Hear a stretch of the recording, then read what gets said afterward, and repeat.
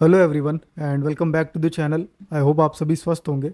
तो पिछले कुछ दिनों से हम टॉपर्स की आंसर कॉपीज़ को कंपेयर करने की कोशिश कर रहे हैं और ये इतनी सारी कॉपीज़ हैं जो अब तक हमने कंपेयर की हैं। तो आप देख सकते हो बहुत सारे कंपैरिजन हमने ऑलरेडी कर दिए हैं। अब इन कंपैरिजन में मुझे एक पैटर्न दिखा, क्योंकि मोस्टली हम रैंक वन के साथ सबको कंपेयर कर रहे हैं। तो रैंक वन के जो आंसर करने का तरीका है उसमें पिछली वीडियोज़ में हमने ये नोटिस किया था कि वो पॉइंट्स जो है वो 4 पॉइंट्स रखते हैं। अगर बात की जाए उनके एक पैटर्न की, तो ये फिक्स पैटर्न दिख रहा है कि वो किसी भी पार्ट को अगर एड्रेस कर रहे हैं तो वहाँ पे 4 पॉइंट्स रखने की कोशिश करते हैं। इससे क्या होता है कि उनका एक मेंटली वो प्रिपेयर होते हैं कि 4 ही पॉइंट्स मुझे देना है किसी भी पार्ट के लिए। तो यहाँ भी आप ये देख सकते हो, तो ये उनको मेंटली प्रिपेयर रखता होगा, इस तरीके का उन्होंने कैलकुलेशन लगाया होगा। लेकिन आज जो हम आंसर को कंपेयर करने वाले हैं उससे हमें एक और चीज़ उनके बारे में पता लगेगी। अब आप आंसर शीट्स इनकी देखिए, पूरी भरी भरी दिखेगी आपको, खाली स्पेस बहुत कम दिख रही होगी। इसमें देखिए पूरी भरी हुई आंसर कॉपी है।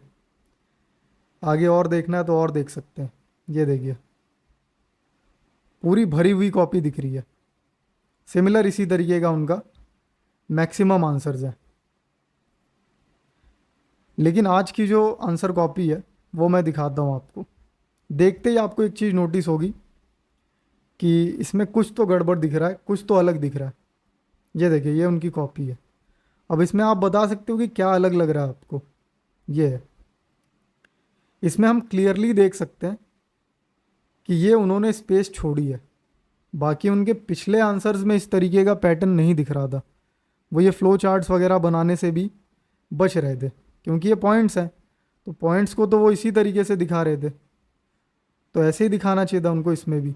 लेकिन इसमें क्यों उन्होंने ऐसा ये फ्लो चार्ट बनाया है, इससे क्लियरली समझ में आता है कि कहीं ना कहीं वो क्वेश्चन को उस तरीके से समझ नहीं पाए, या तो उनको लगा होगा कि ये क्वेश्चन मेरा ज़्यादा टाइम डिमांड करेगा और उतना रिटर्न मुझे ला के देगा नहीं, और टॉपिक अच्छे से आता नहीं होगा।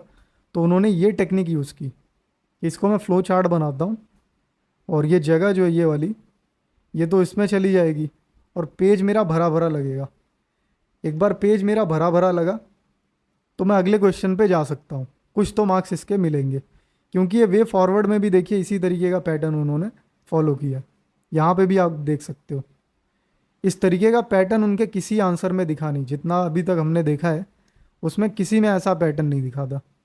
तो ये क्लियरली दिख रहा है कि ये कहीं ना कहीं जानबूझ के किया गया है। तो हम क्वेश्चन देख लेते हैं, उसके पहले एक बेसिक डिटेल दे देता हूँ आपको।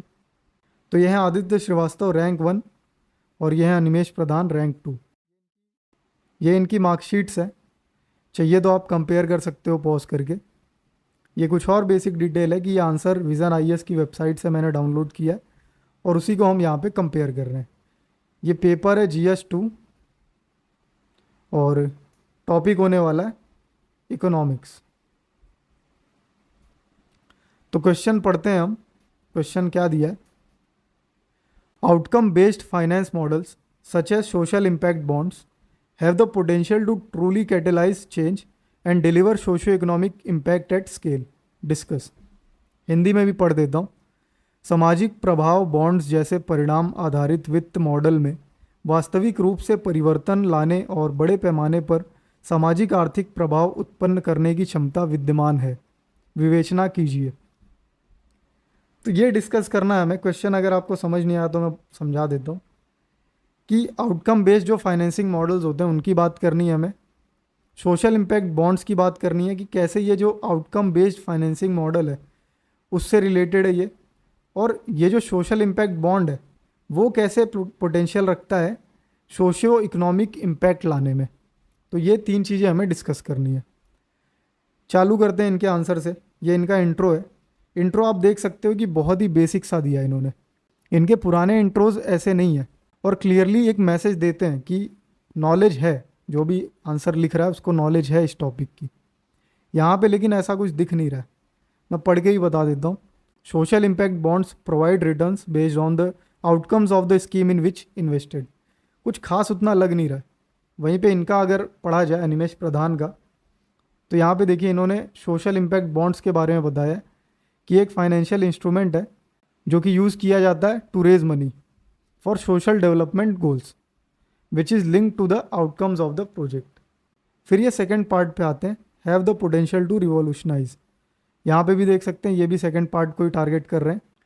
तो यहाँ पे एक देख सकते हो आप, इन्होंने ये जानबूझ के जगह जो है ये खाने की कोशिश की है एरोस के थ्रू, और ये पॉइंट भी बहुत शॉर्ट में दिया इन्होंने, ब्रिंग आउटकम बेस्ड बजटिंग, यही वाली चीज़ उठा के यहाँ पे इन्होंने डाल दी। Promote social impact rather than just huge targets, ये सोशल इम्पैक्ट की बात कर दी। जनरल से पॉइंट दे रहे हैं, कोई ऐसा वो नहीं लग रहा कि किसी ऐसे ने आंसर लिखा है जिसको नॉलेज है। Promote the values and welfare of the state, ये देखिए पॉलिटी ला दिया इन्होंने, आर्टिकल याद होगा इनको तो वो डाल दिया इन्होंने। Lead to better fund utilisation of physical discipline, ये भी एक जनरल सा ही पॉइंट है। यहाँ पे वही देखा जाए तो यहाँ पे देखिए ये क्लियरली बता रहे हैं कि fill the gap in government spending, और ये डेटा दिया इन्होंने कि करेंटली गवर्नमेंट इतना जो है सोशल वेलफेयर स्कीम पे स्पेंड कर रही है, इस गैप को फिल करने की ज़रूरत है। फिर उसके बाद क्या है कि accountability and legitimacy in the projects, accountability नहीं है किसी की प्रोजेक्ट्स के अंदर, वो लेने की ज़रूरत है। फिर है diversify financial instrument for private sector, private sector के लिए जो फाइनेंशियल इंस्ट्रूमेंट्स हैं उनको डाइवर्सिफाई करने की ज़रूरत है, उनके पास लिमिटेड ऑप्शंस हैं, उन ऑप्शंस को बढ़ाने की ज़रूरत है। फिर है वेरियस सोशल सेक्टर स्कीम्स को लाने की ज़रूरत है अलग अलग सेक्टर्स में। फिर यहाँ पे एक पॉइंट इन्होंने दिया, तो आप क्लियरली देख सकते हो कि इनका आंसर इस आंसर से वे बेटर है। अगर बात करूँ मैं अभी तक जितना हमने देखा है ये पॉइंट, उसके मामले में ये आंसर वे बेटर है इनसे। आगे के पार्ट को देखते हैं, डिस्कस वाले को, कि कैसे डिस्कस कर रहे हैं। ये कह रहे हैं कि ठीक है इतना पोटेंशियल है तो इसके अंदर, लेकिन फिर भी हाउएवर देयर आर चैलेंजेस। एक और चीज़ हमने नोटिस की थी उनके आंसर में, वो इस हाउएवर को बहुत यूज़ करते हैं। वो पहले एक चीज़ बताएंगे कि ठीक है इतना पोटेंशियल है, ये कर रहे हैं वो कर रहे हैं, हाउएवर ये भी चैलेंजेस आ रहे हैं, तो चैलेंजेस को इस तरीके से वो लगभग हर क्वेश्चन में एड्रेस कर रहे हैं। तो यहाँ पे भी उन्होंने किया, ये देखिए चैलेंजेस, और फिर वही चीज़ उन्होंने यूज़ की है कि जगह खाने का काम किया। छोटे छोटे पॉइंट्स दिए हैं देखिए, इसको चाहते तो लीनियर फॉर्म में दे सकते थे, क्योंकि उनके पिछले जितने भी आंसर है सब में लीनियर फॉर्म में ही उन्होंने आंसर किया है। एकदम जनरल से पॉइंट है, ऐसा कुछ नहीं दिख रहा कि ये सोशो इकोनॉमिक इम्पैक्ट की बात कर रहे हैं या फिर सोशल इम्पैक्ट बॉन्ड की बात कर रहे हैं, ऐसा बिल्कुल भी फील नहीं हो रहा है। तो ये कहीं ना कहीं बहुत जनरल सा आंसर मैं कहूँगा इसको, अच्छा आंसर तो नहीं कहूँगा इसको। तो कहीं ना कहीं इनके क्वेश्चन समझने में या तो दिक्कत हुई होगी या तो इस टॉपिक को ढंग से जानते नहीं होंगे। वहीं पे अगर इनकी बात करें तो ये देखिए ये एकदम क्लियरली उसको डिफाइन कर रहे हैं।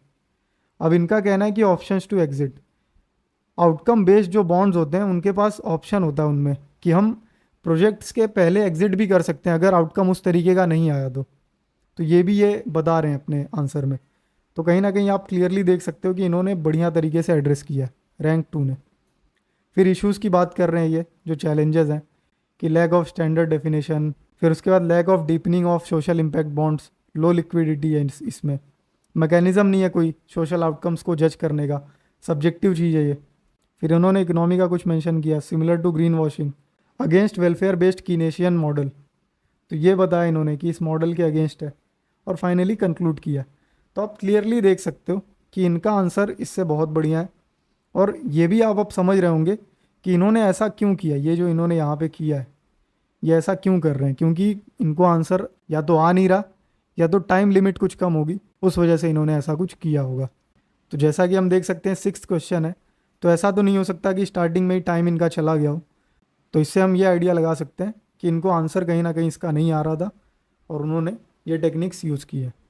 तो इस वीडियो के लिए इतना ही है। आई होप कि आपको ये समझ आया होगा इस वीडियो से कि कैसे नहीं जानते हुए भी ये अपने आंसर को ऐसा दिखाने की कोशिश कर रहे हैं कि मुझे चीज़ें पता है। तो ये सारी टेक्निक्स आप भी यूज़ कर सकते हो। ज़रूरी नहीं कि आपको 20 में से 20 आंसर्स बढ़िया से आएँ, 20 में से 10 आंसर आपको बिलो एवरेज आते होंगे, 5 आंसर जो आपके अच्छे होंगे, ब्रिलियंट होंगे, और 5 आंसर जो है वो आपके गुड या एवरेज होंगे। तो इस तरीके से आप डिवाइड कर सकते हो और अपने आंसर्स को कैटेगराइज करके उस तरीके से एग्ज़ाम में लिख सकते हो। तो इस वीडियो के लिए इतना ही है, और अगर आपका कोई और क्वेश्चन है या और कोई डाउट है तो आप टेलीग्राम ग्रुप ज्वाइन कर सकते हो, मैं आपसे वहीं मिलूँगा।